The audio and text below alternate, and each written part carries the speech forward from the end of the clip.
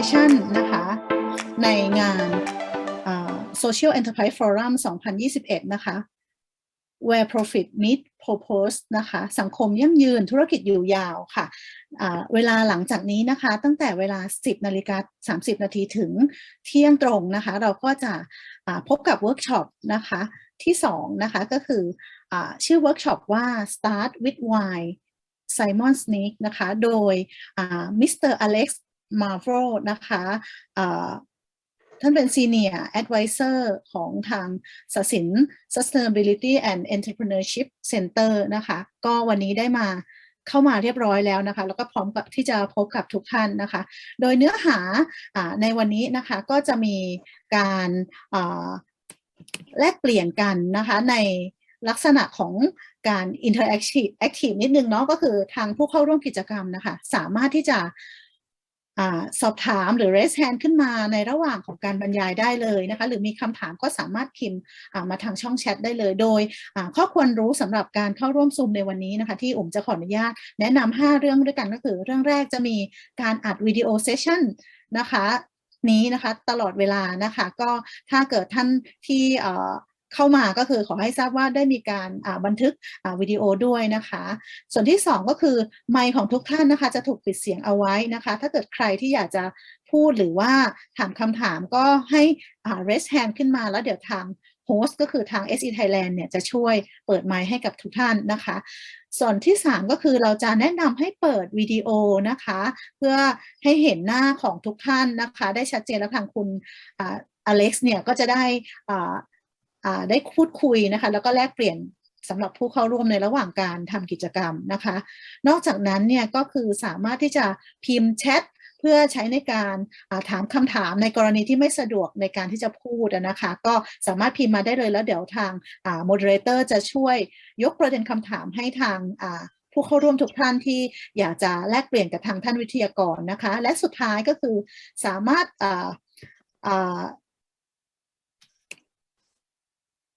แปลเป็นภาษาไทยนะคะในกรณีที่เป็นภาษาอังกฤษนี่ก็จะมีทาง interpreter นะคะก็คือผู้แปลเนี่ยท่านสามารถคลิกฟังก์ชันของการแปลได้นะคะก็ตัวการกิจกรรมทั้งหมดในวันในช่วงนี้นะคะก็จะรันเป็นไทยสลับอังกฤษนะคะก็สามารถที่จะสื่อสารกันได้ตลอดเวลาค่ะในเบื้องต้นนะคะผมก็ขออนุญาตพูดถึงตัวเซสชันอีกสักเล็กน้อยนะคะว่าตัวเซสชันนี้ค่ะทางองค์กรธุรกิจที่สนใจอะค่ะก็ต้องมีเรื่องของการแก้ปัญหาเนาะในเรื่องของการพัฒนาคุณภาพชีวิตแล้วก็ทำให้ผู้มีส่วนได้ส่วนเสียต่างๆเนี่ยเขาเรียกอะไรอะมีวิธีการในการที่จะทำลายเรื่องของ common sense แล้วก็กรอบคิดที่จะทำให้เราใช้แนวคิดที่คุณอเล็กซ์จะพูดถึง start with why เนี่ยจะช่วยทำให้ทุกอย่างสามารถที่จะชัดเจนยิ่งขึ้นแล้วก็เป็นเทคนิคในการไปดำเนินธุรกิจต่อค่ะในลำดับต่อไปขออนุญาตมอบเวทีการเสวนาในครั้งนี้นะคะให้กับมิสเตอร์อเล็กซ์มาโฟนะคะ Senior Advisor to Sasin Sustainability and Entrepreneurship Center ในการที่จะแชร์ Presentation แล้วก็ Workshop ต่อไปค่ะขออนุญาตเรียนเชิญค่ะ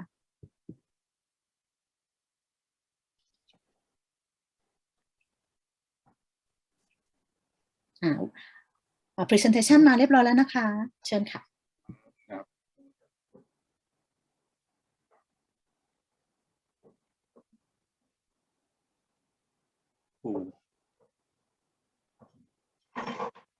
เดี๋ยวนะครับ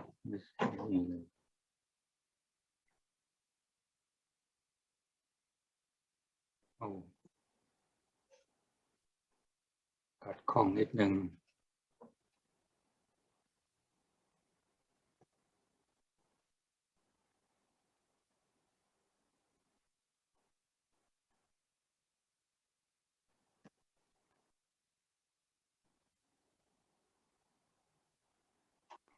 ท่านใดอยากจะพูดคุยก็สามารถที่จะ raise hand ได้นะคะขอโทษนะมันกีเรียมใช้ได้ดีนะทำไมมันเป็นอย่างนี้ได้ค่ะเดี๋ยวรอสักครู่ค่ะเอาใหม่คิดว่านะมาแล้วค่ะอาจารย์มาแล้วครับแต่ว่า ยังเป็นนั่นอยู่ไม่โชว์ full screen ใช่ไหมคะ โชว์ full screen มาแล้ว Okay ขอโทษด้วยนะ Good morning everyone. Yes, I'm happy to see so many of you up early on a Saturday morning. It's very good of you to join us. I hope that we can all learn something together. One thing for sure, I think you're going to be surprised at some of the interpretations that I offer, but I would like you to take them under consideration. I am not someone who knows everything. I am someone who has many good ideas from a lot of years of experience, and I would like to share them with you to maybe save you some of the, well, not so good experiences that you might run into. Let's start off with a little quiz to see where the audience, where our participants stand on the question of business generally. I'd like to ask how you view business, and we'll run this poll. We'll take care of this, I hope. You can answer this poll. I don't see it. Do you see it?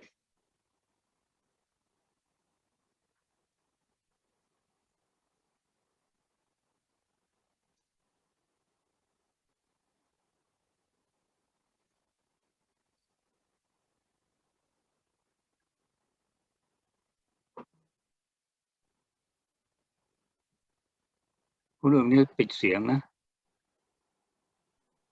ค่ะแล้วจะเปิดโพลให้ป่ะเปิดอะไรนะคะโพลและจะเป็นพิมพ์นะคะ How do you view business ขอเชิญทางผู้เข้าร่วมกิจกรรมค่ะพิมพ์นิดนึงได้ไหมคะว่าแต่ละท่านทำธุรกิจเกี่ยวกับอะไรบ้างค่ะไม่ครับไอ้โพลเนี่ยที่ให้ไปมี5คำถามอ่ะไอ้เลือก5ข้อ How do you view business ไม่โชว์ค่ะอาจารย์มาแล้วค่ะนี่มาแล้วค่ะโอเคค่ะโอเค How do you view business นะคะครับ Please pick one, only one.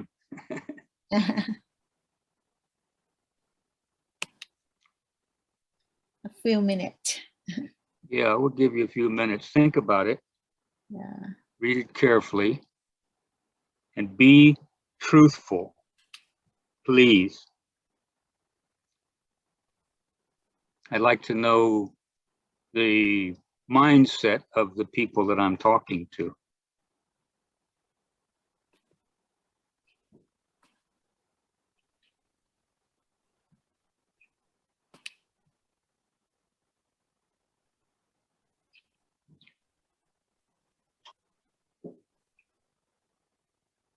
Please put your question, your answer in the poll. มีใครตอบมาหรือยังคะ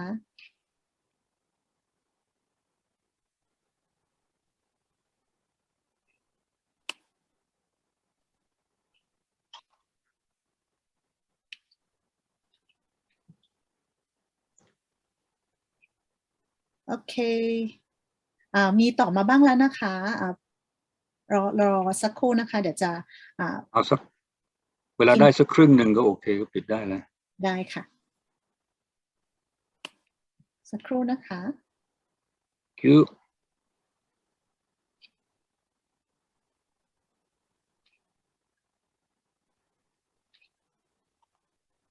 โอเคค่ะ Okay good thank you can they see this too or just me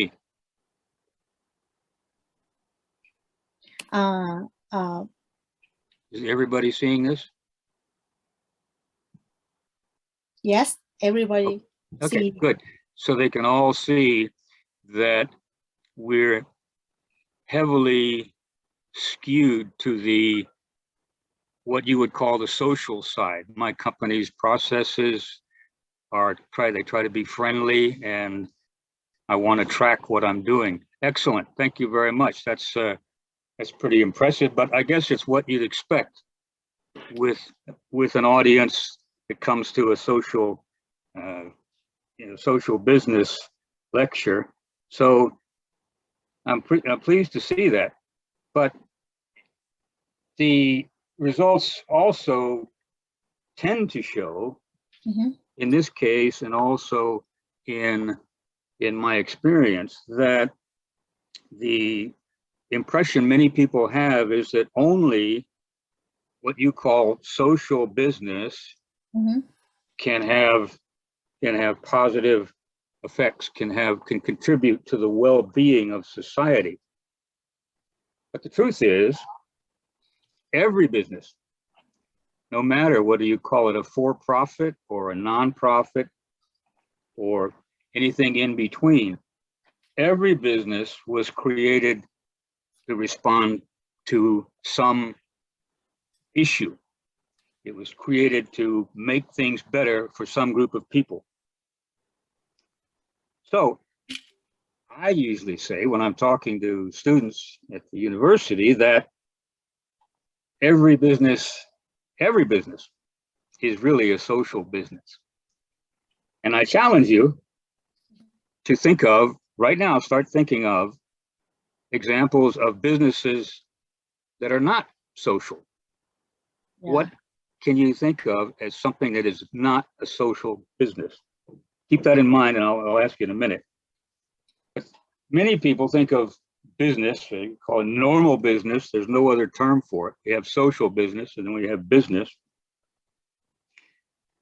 The people that think that business, normal business, is only for making money and nothing else, they don't want to be lumped together with the rest of the businesses that call themselves social, right?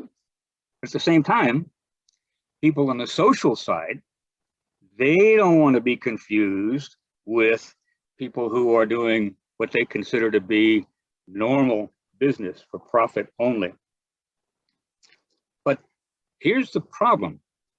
Business really is a term that describes a methodology. It's a structure to organize work and people for effective problem solving, nothing else. It has no, in and of itself, it has no moral value. It is neutral. It just happens to be that some companies focus on manufacturing, some businesses focus on agriculture, and some businesses focus on social issues. A business like we saw the example yesterday from Duke, from Luang, who talked about people's lives being improved in the hill tribe regions. That's a business. Those are businesses. Those examples that he gave, and they were good businesses. The same as any other business that's put together for a specific purpose. Any challenge that there's out there in society can be answered with the structure and the rigor of a business process. So unfortunately, I know that people don't often agree or don't often realize that, to oversimplify, business is nothing more than a formula for problem analysis and solution development. It has no moral component. It can be employed for good or for ill, for sure. I'm not going to go into an exercise which I often do, which is to discuss the purpose of business. It takes a little more interaction than we have available today. But you can plant that question in your own mind, maybe, to discuss with your colleagues. What is the purpose of a business? And many people in business schools have an immediate response like, purpose of a business? They make money, of course. But that's not the case. The case is purpose of a business is to solve problems. Now, if you think that there are businesses that were not created to solve problems. And were not created in response to a perceived social need. I'd like you to go ahead and raise your hand and give me an example. And I give you a minute if you want to think about that. Present your answer. Put. No, there's no answer. It's just a question. Yeah, you can put the answer in chat if you want. That's fine.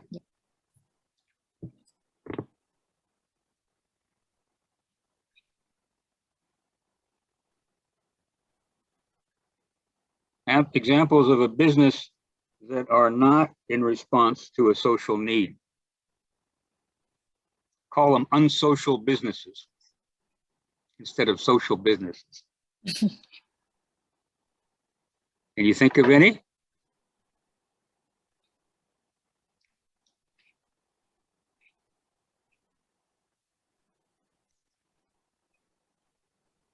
Are any hands going up? Does anybody have one? No? I don't see any hands. I don't know if I would see them here or not. Me too. Okay. So if you accept, as I have postulated, as I have suggested, that social business is just another form of business, another focus, like manufacturing, like resource extraction, like farming, all different types of business. Social business is just another focus for business.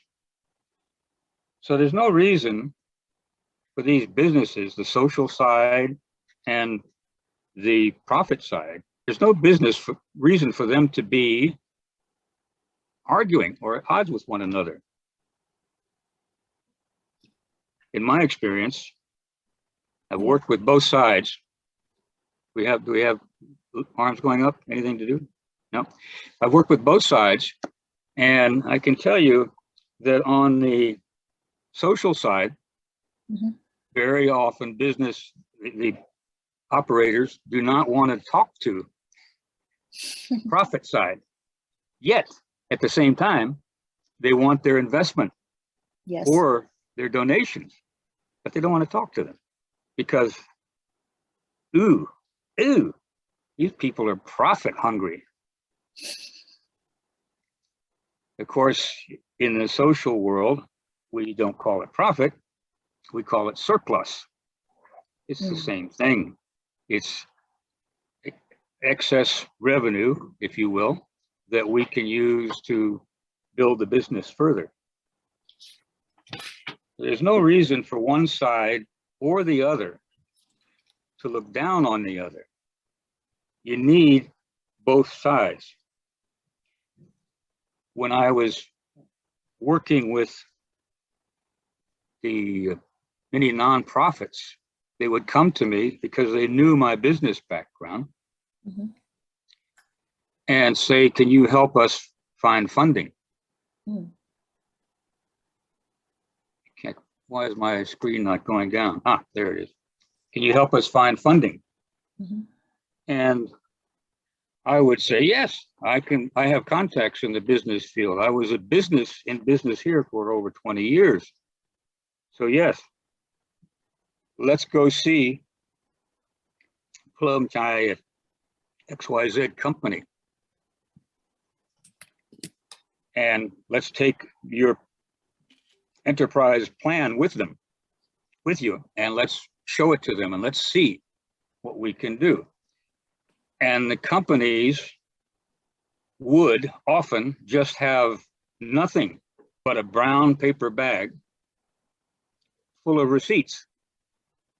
And they would go to this big company that was trying to be generous, trying to be open and helpful, and say, we are a small company, we are a small enterprise trying to correct the availability of water or sanitation or whatever for the community. We're trying to offer that. trust us, we need your money. And here's a bunch of receipts to show what we've been doing. Now, I'm sure some of you out there are in business, and you know that's not going to work. Business people, all business people, even people that haven't even graduated from business school, deal in numbers, and they deal in risk, and they want to know what are the chances of your project being successful.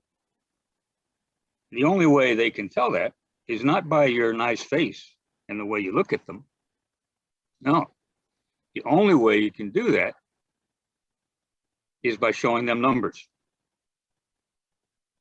So how does a business that is interested in a social aspect, social enterprise, as we call them today, how do they get funding?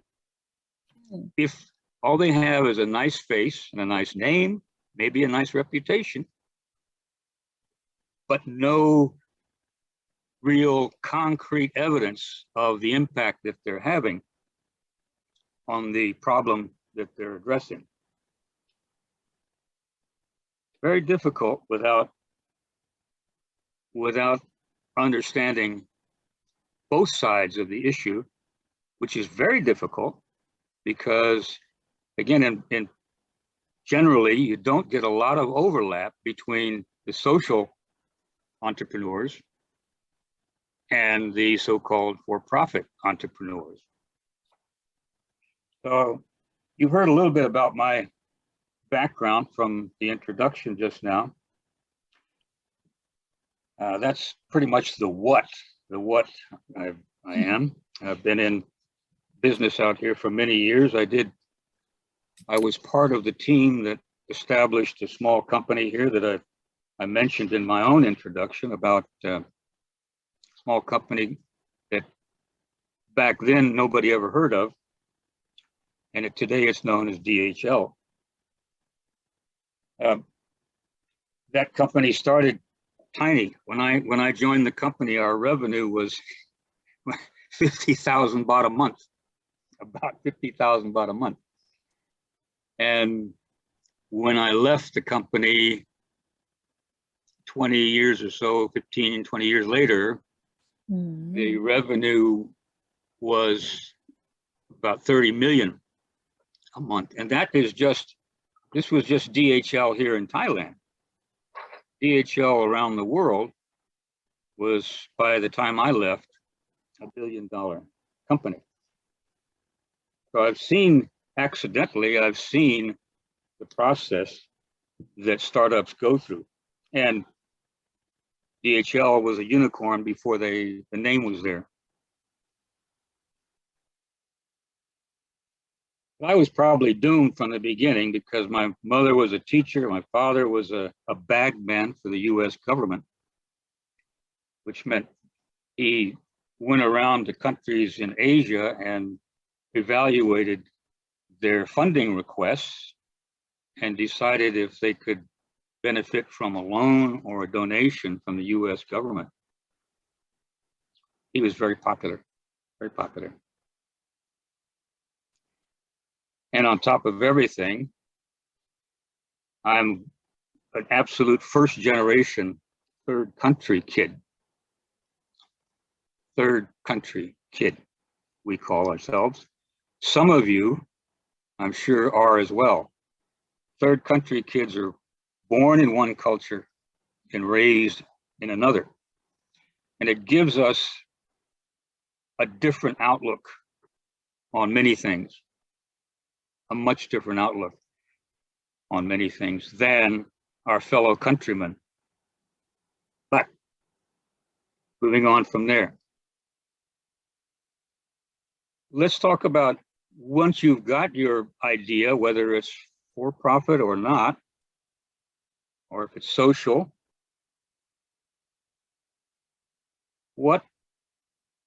how do we go about explaining our idea and selling it? Now, I would think many of you might know of Simon Sinek. I would hope so. If you've been interested in leadership and motivation, you should have come across him. His TED Talk on YouTube called Start With Why is the 4th or 5th most popular TED Talk ever made. 40 million views.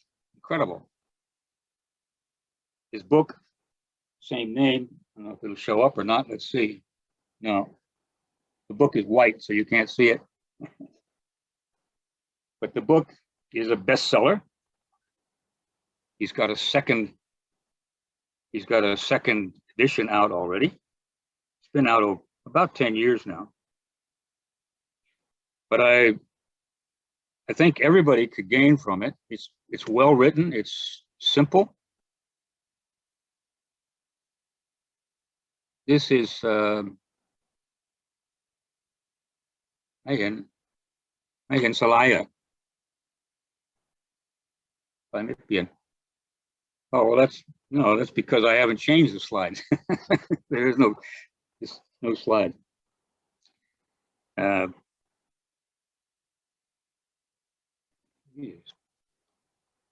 Okay. Thank you. So Simon Sinek has done a lot of work on communication, on leadership, and it's very worthwhile to listen to him because, as I say, he's quite clear and quite positive. And we're going to look at a small clip of his today.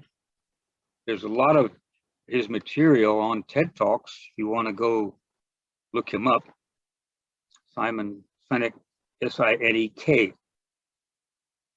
And we'll start now with the brief clip so you can get a taste, but also listen to the content or read the content. It's subtitled in Thai.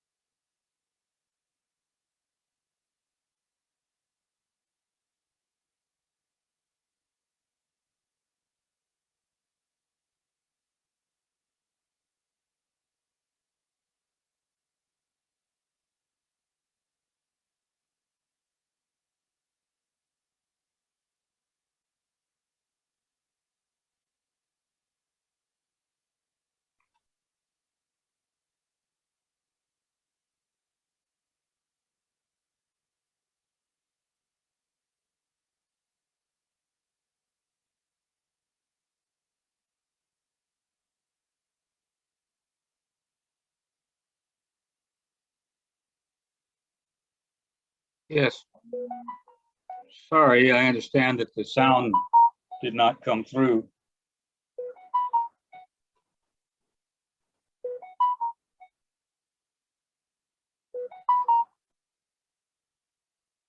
Yes.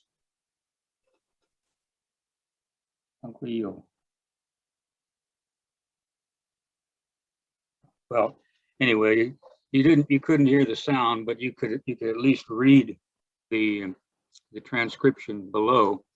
I was having trouble every time I tried to switch the sound on, the video stopped. I'm sorry, but I hope you got the gist of what he was saying. He described the process of presenting a problem or a solution even that starts with why, the solution, and ends up with what, which, as he says, is quite opposite almost every other sales pitch that you heard.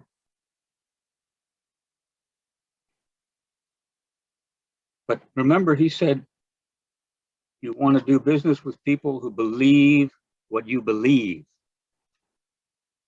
Now let that sink in for a minute. Is that what you want yourself? Or would you rather do business with everybody?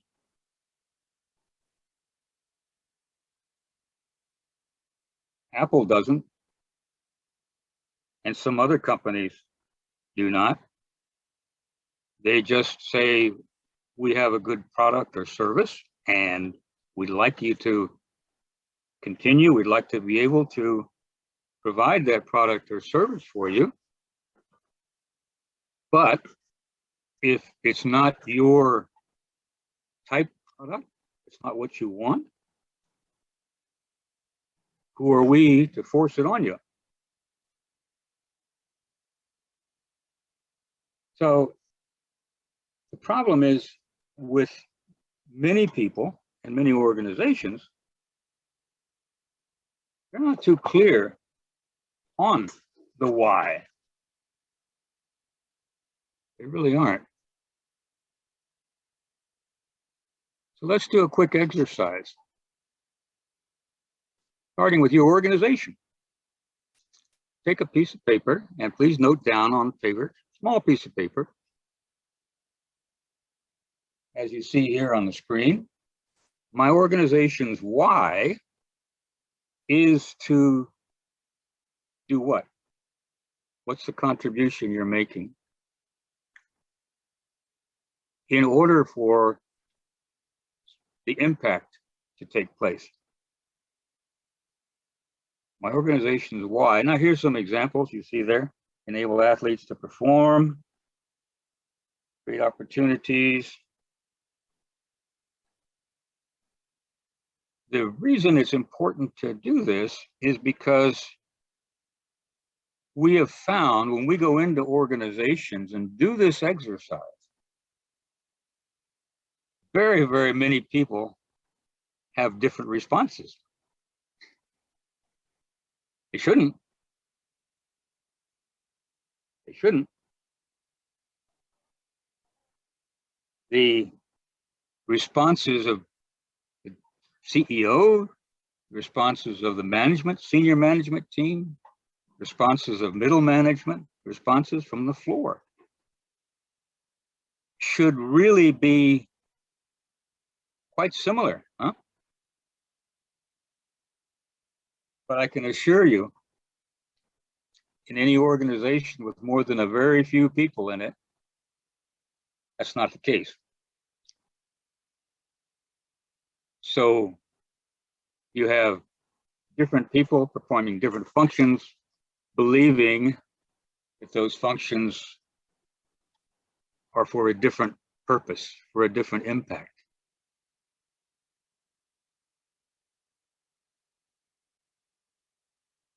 One earmark of an effective team, one that's in sync for sustainability, is the fact that everyone on that team, top to bottom, has a grasp of the group's purpose. some of you may have heard of Ray Anderson of the company Interface Carpet. He's particularly well known because as an engineer and an entrepreneur, and in the end, the head of a very successful worldwide enterprise with offices all around the world, he decided one day, basically, that his company was effectively pillaging the earth because it was taking from the earth continually and putting nothing back. The definition of unsustainable, taking more than can be replaced. If you have the time and the interest, you might Google Ray Anderson. He's a very well-spoken CEO. He unfortunately has passed away now, just a few years ago. But he is very inspired and very inspiring. And he tells the story of a group of visitors to his company who came to observe how his company practiced or invoked, if you will, the sustainability mindset and how effectively that was done. While the team that was visiting took a break, one of the members of that visiting team walked across the factory floor some distance away to the ladies' room. And on her way back from the ladies' room, she came across a forklift driver. And she thought to herself, I'll check this out right here. And she did. She stopped the forklift driver and she said, Mr. Forklift driver, what is your job here at Interface? And the forklift driver looked at her and said, Madam, I come here to work every day to save the planet. Save the planet. She was completely off guard. She couldn't believe forklift driver saying he was saving the planet. And he went on to explain, because when I move this product quickly and effectively, the emissions of the whole process will be minimal or less than they would be otherwise. And that is what we're trying to do, is have less of an impact on the planet. Now, it sounds like it was staged, but it wasn't. Ray, in his book describing this, Confessions of a Radical Entrepreneur, when he describes this incident, Ray says she could have picked on anybody, and the chances are she wouldn't have got that kind of response consistently. But it just so happened she found the forklift driver who answered in this way. And she, that woman, having been a skeptic before, she was not very supportive of the sustainability perspective before that. She became an immediate convert.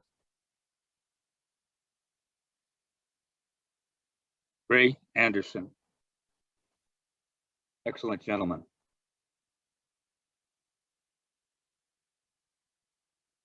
Oh, have you noted down your organization's why? Does anyone care to share their organization's why? Would be nice if you did, either in the chat or by raising your hand.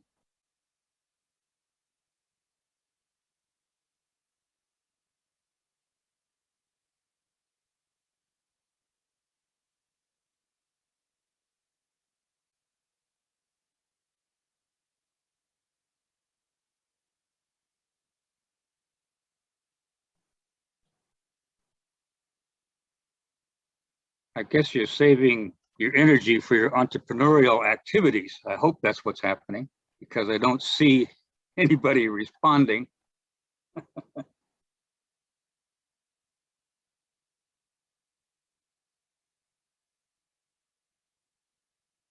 That's your organization's why. I hope you've come up with some ideas and would actually be better if you take this question back to your organization and your teams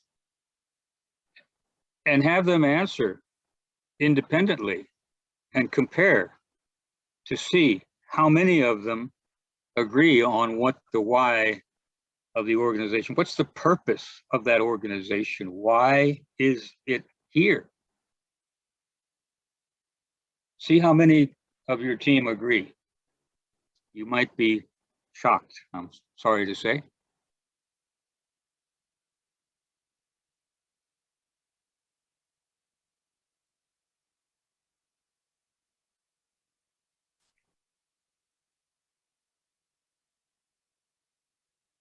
Okay, so from the organization why, we need to drill down to your own why.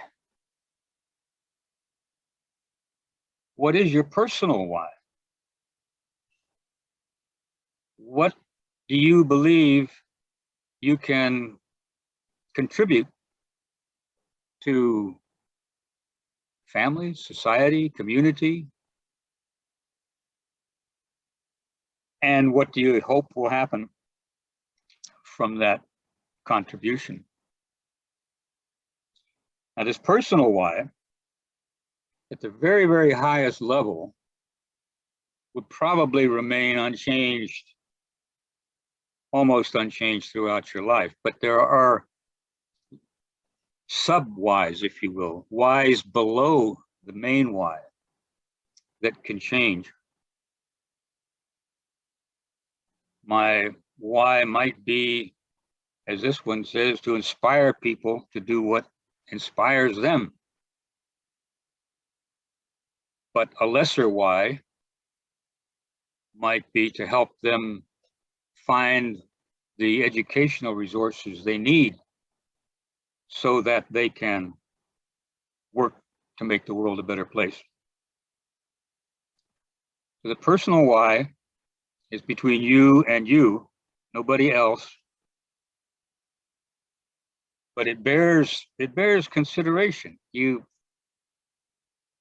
Most of us don't often sit down and say, why am I here? What is my role on the planet? Once you know that, a lot of decisions become automatic. Where you work, what type of work you do, becomes automatic because your why will take you there to a company, hopefully, an organization that has a similar why.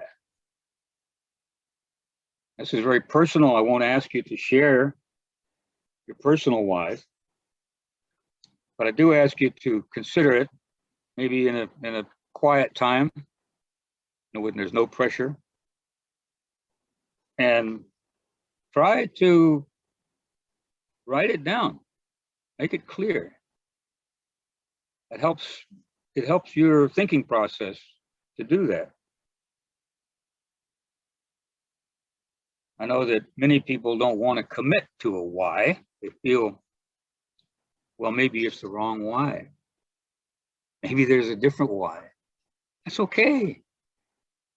That's okay. Each time you do the exercise, you'll refine your answer so that in the end, you'll say to yourself, aha, that's my real why. I really want to do that. Again, we won't share this, but unless somebody has a burning desire to share it, if you do that, then raise your hand. But otherwise, we'll let you keep your personal whys to yourself. However, a psychiatrist by the name of Viktor Frankl. Viktor Frankl, who spent World War II in a German prison camp,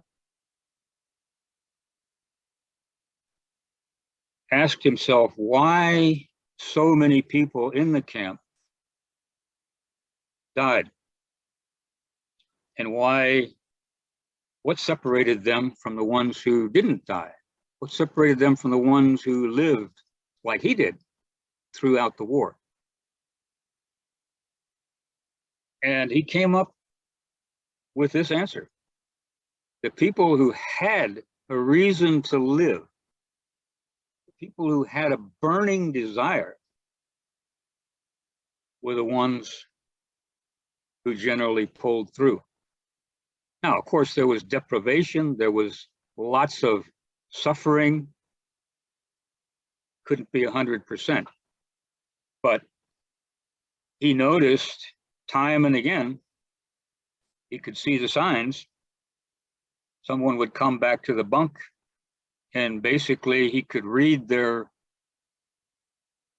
expressions and say to himself, that person is not going to make it. They've given up. They have no why. They've given up.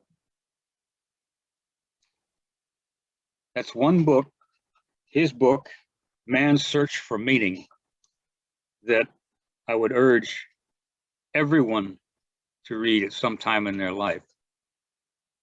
No matter if you're on the social side or on the profit side, or if you can profit socially, either way, Viktor Frankl, Man's Search for Meaning.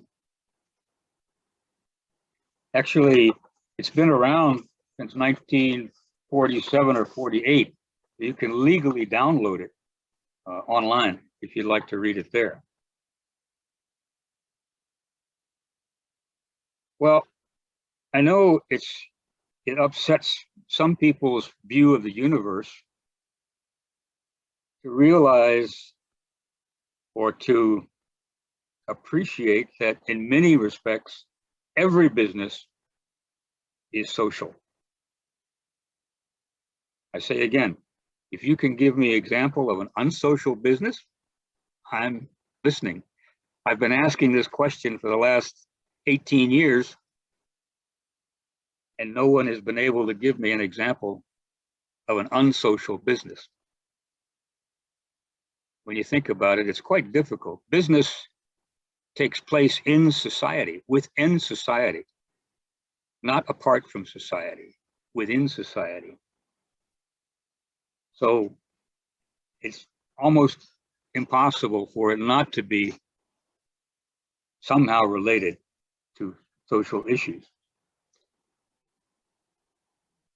However, as I mentioned at the outset, you really do benefit from the passion of the social drive, as well as the rigor and the formulation of the business side. At one point, I proposed that our MBA students be mandated to go to a social enterprise and work for 6 months during their educational year and a half while working on the master's. But I think that was either an idea ahead of its time or it was an idea that's not going anywhere. Didn't get a very good response, unfortunately. But it's magic. I have seen where MBAs elsewhere have gone to work for social organizations, and the improvements they've been able to take to those organizations by presenting a business rigor to their processes while at the same time, those MBAs come back inspired by what they've seen in the passion and leadership of the social organizations.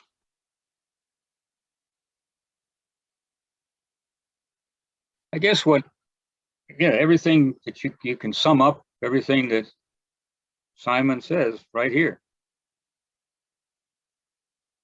Don't tell them what you do. That's not what they're people, although they might think they are, that's not why they're listening to you. It's not why they're talking to you.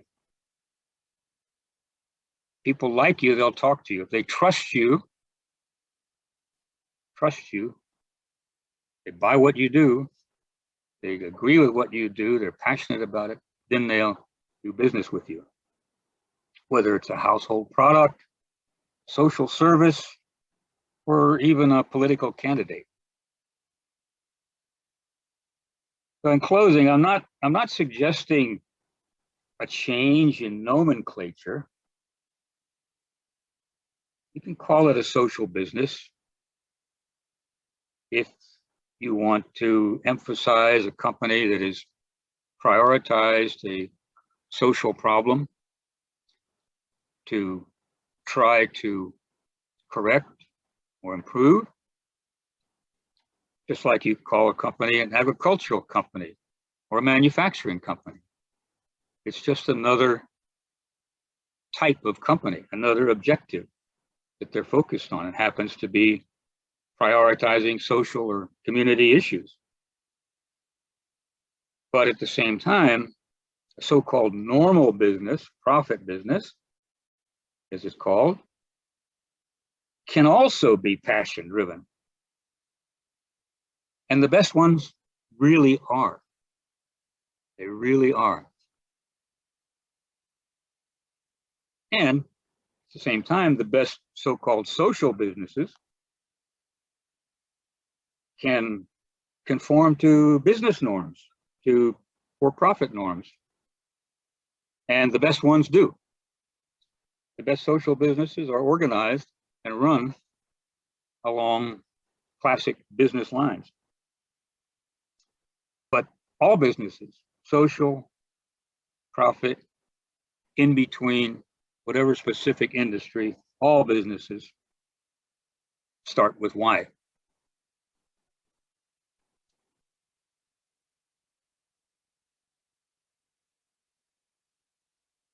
So we can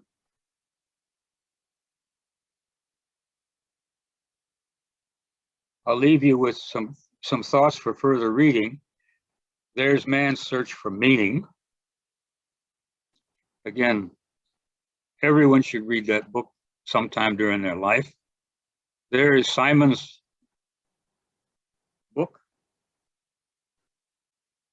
And lastly, a freebie, 7 Habits, which is the type of book that can be used for either social or for-profit business as a guide to dealing with people and issues. Very, very handy. And I don't see any questions. I don't see any hands. So if that's the case, I'll give you a minute to think. If there are none, then my message has been delivered. I hope it's been received.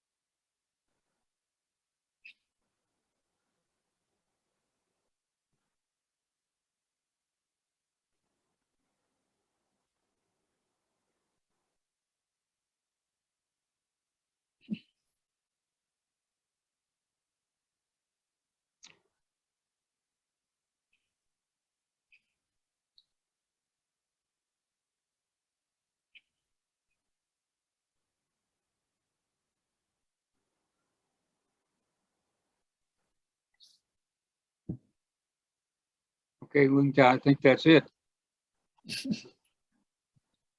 I must have been so completely clear that everybody understood. Ah, new message.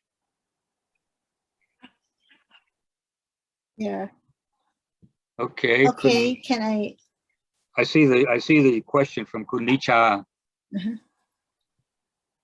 Asks if my organization's why and my personal why can be the same. And the answer to that is definitely be the same. In fact, if they're not aligned, don't have to be 100%, but if they're not aligned quite closely, you won't be happy in that job, and the chances are the organization won't be happy with you either.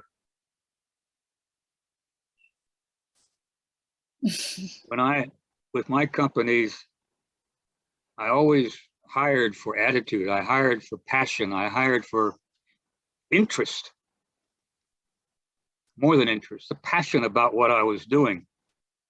If they had that, I didn't worry about the technique or even their education so much, because frankly, I want to teach them my organization's way of doing things. Many people come out of graduate school or even undergraduate school thinking they have all the answers, and they run off and try to do the things that they believe are correct. Unfortunately, experience gives us different results sometimes.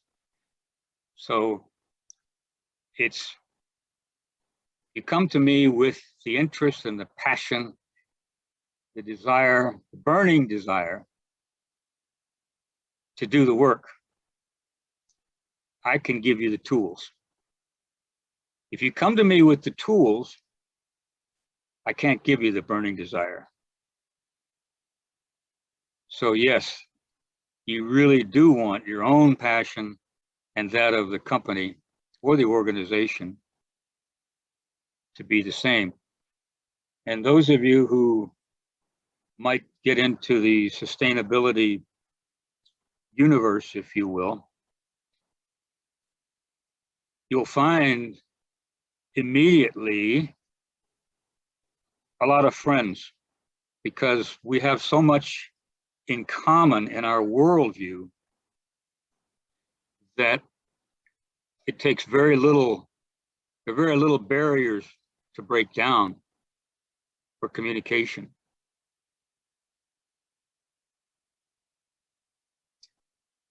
Does that answer your question? Was there any more? It's a good question. Thank you.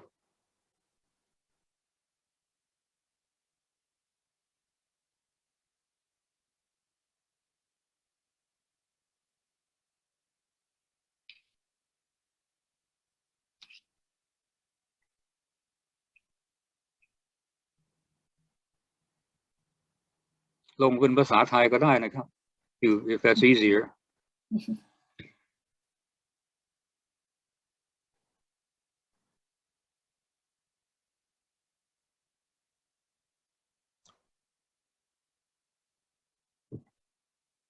มีไหมคะ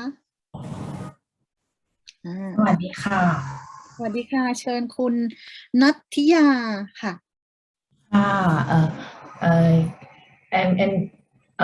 my personal why and organization why are the same purpose, but sometimes my organization think bigger than my thought or my capability. So during working, I faced some difficult situation and got the pressure. So do you have some suggestion to like bring the motivation back? Yes, this is my to bring your motivation back, or to bring the organization? I think my I think so. The only thing we can change is ourselves, right? We can't fix the organization. Yeah, we can only adjust our own feelings, and then once you do that, it's amazing how quickly the organization seems to follow. But maybe, I'm not sure what sort of pressures you're talking about, but maybe if you could look at them piecemeal, break them down into smaller pieces and address them one by one. And then rather than trying to move the mountain, right? You move the mountain one stone at a time. You don't just push the mountain aside. So if you can break it down like that and identify where the issues are, and then go to management with, if you have constructive ways or constructive ideas to make the situation better, because the chances are, if you're feeling that way, somebody else is as well. And as you say, your values seem to be aligned, and yet you have these challenges. It's very likely that other people in the organization are similarly challenged, if you will. So if you could raise it with management and ideally maybe find a few other people who have similar concerns, raise it positively, raise it constructively, you can probably go a long way towards making yourself and the organization better off and more comfortable. Okay, thank you very much. Yeah, that's a good idea. You're welcome. And it's a good question as well. We can't be more specific without having more specifics, and we don't want the specifics, do we? So there's another recording hand up right now. I don't know if that's yours or somebody else's. You see the hand up?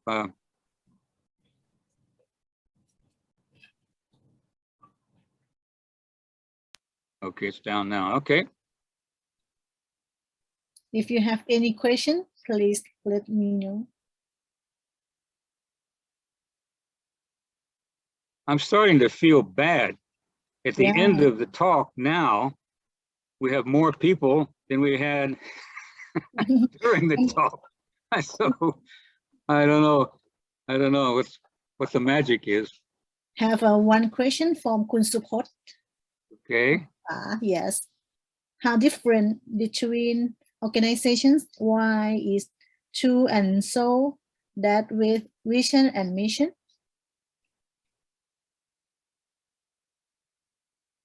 Different between organizations. Why is to and so that with mission and vision?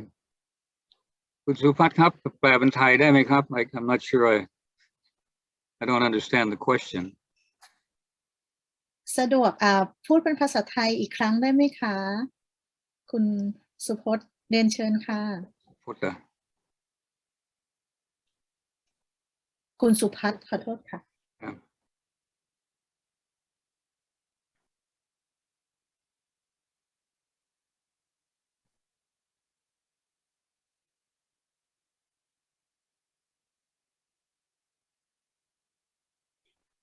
But if the question is, what is the difference between the organization's why? What's the difference between that and vision and mission?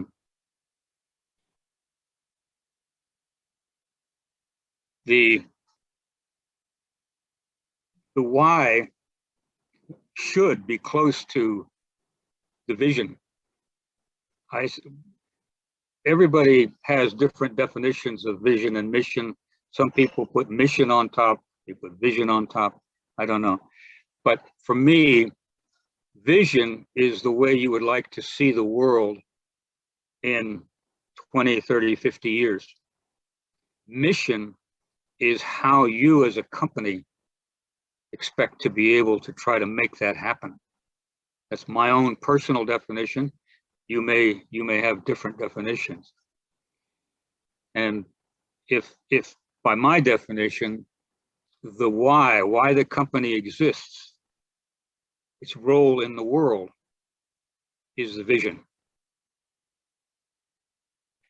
Now, you can also have a situation where the company was founded for a reason,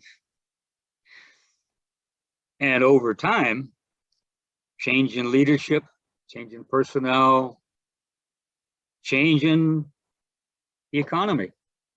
Over time, the vision might change. In that case, the why might change as well. Nothing is necessarily fixed. A good example, unfortunately, I don't have a good one for Thailand, but in the US, everybody's heard of Walmart. Everybody in business has heard of Walmart. Walmart was founded by a gentleman whose mission and passion and vision was bringing supplies to everybody, to every man. That meant physically by location being there, and also it meant in terms of price being affordable. And while that founder was alive, the company was widely admired. Everything he did was in pursuit of that mission. Better living for all, you might say. I think he called it affordable living for all, something like that. But unfortunately, he died. And when he died, his successor only got half of the equation. He didn't get the better living. He only got the cheaper living. So everything the successor did was to drive down costs, and at any cost, just push the cost down. And of course, that meant wages were kept down, pushed down, benefits down and down, quality of merchandise down and down. And within less than a decade, all the goodwill that he had built up over 30 or 40 years was gone. Gone. Walmart had been the employer of choice for many people because it was accessible, easy to get to, easy to join, easy to work for, and friendly. But when the new leadership took over, the image of Walmart went completely downhill, and it stayed that way for over a decade. Only in the last decade has Walmart managed, through a lot of effort, to turn that around. And they've turned it around by going back to the founder's original vision: affordable living for all.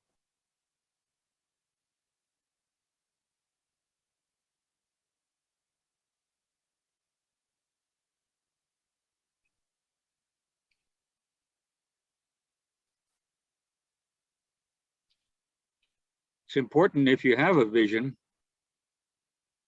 that's understood by all, that you stick to it and you live by it. If you're interested in another company that has done that, again, it's in the United States, it's Southwest Airlines, the only airline in the United States to be consistently profitable year after year after year. Even through COVID, they've been profitable.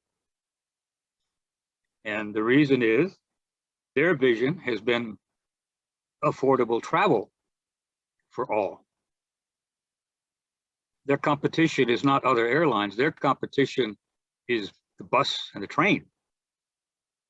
But everything they do is to keep their service accessible to every man effectively.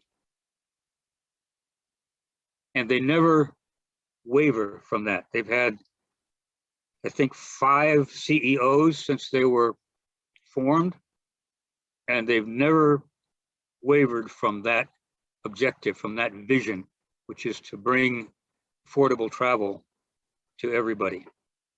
Whenever an employee brings an idea to management, the first thing management asks is, will this help bring affordable travel to all? They ask them that right away. And if the answer is maybe, or if the answer is no, they won't even consider it. That's focus, and that's living your vision. Southwest Airlines.